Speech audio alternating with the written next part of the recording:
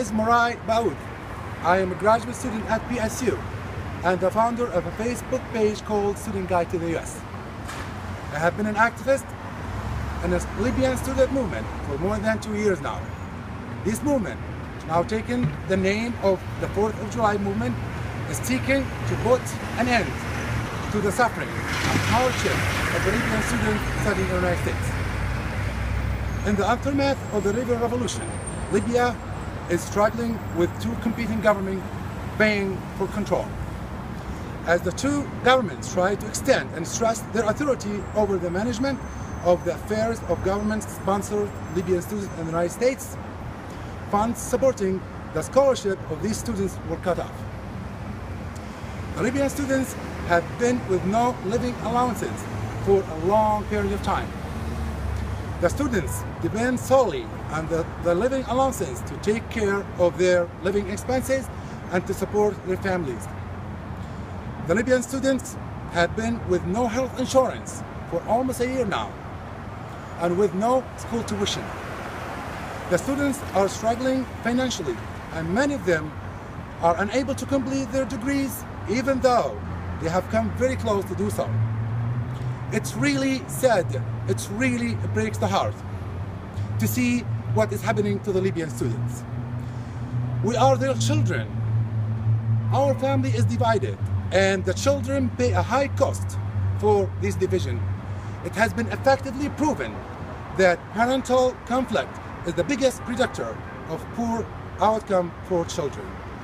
As an activist in the student Libyan movement, I'm trusted by many of the victims of the Libyan conflict, namely the Libyan students studying in the United States, and trust to deliver on their behalf a message to the American people. I come all the way to Washington, D.C. to deliver this message in front of the building in which the Libyan embassy is located.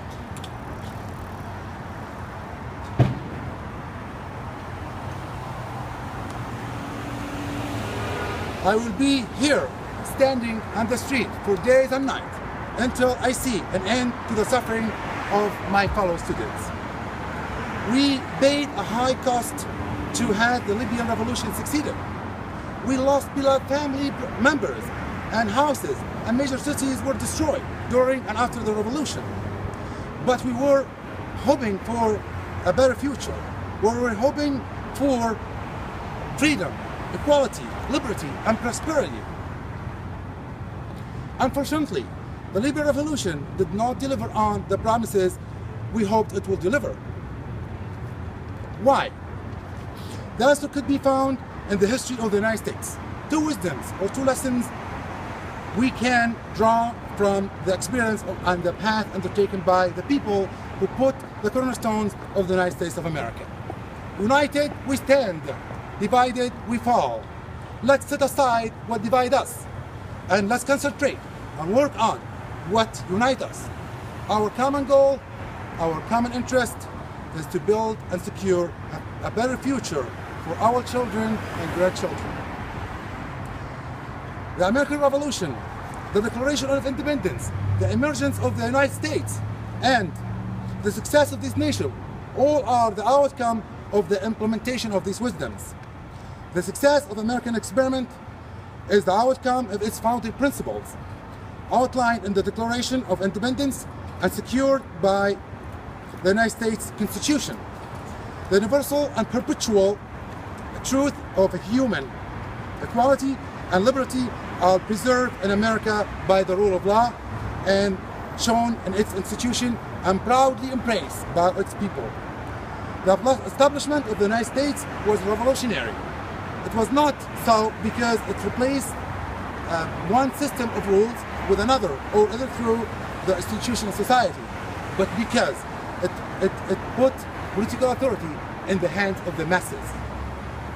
Throughout history, political power was and still is often held by the strongest. But if we are equal and all have the same rights, then no one is qualified by nature to rule or to be ruled. The only source of the legitimate powers of government is the consent of the governed. This is the cornerstone, the fundamental principle of American government, society, and independence. And this principle is universal. All nations are answerable to this principle. And it is this principle that makes the United States a truly legitimate nation. We are the children of Libya. We are its hope for a better future. We are its future indeed. Once we graduate from the US universities we are attending, and with the knowledge, experiences, and skills we gain from the close interaction with American society, we are not only qualified to rebuild our country, but also put the foundation of a prosperous, modernized, stable, united Libya. It is true, the Libyan students studying in the United States are small in number, but they are the sparks. They are the small changes that make better happen, that make the dreams come true. Our student movement is inspired by the deeds and steps of the great people who founded the United States of America. Our movement is trying to implement the wisdoms we learned from the creation process of the United States. We call on Libyan officials and political activists to set aside what divides them and to work on what unites them. We call on them to pay attention and to work on finding immediate solution to the predicament, preventing their children from achieving their academic goals. Pay attention to the children of Libya. They are its hope for a better future. We are practicing on this land of freedom, we are practicing our right to voice our perspectives and concerns, our right to protect our interests, our right to protect against unfair and unjust decisions made by political authorities, our right to supervise government powers and ensure it serves the people and not its own interests.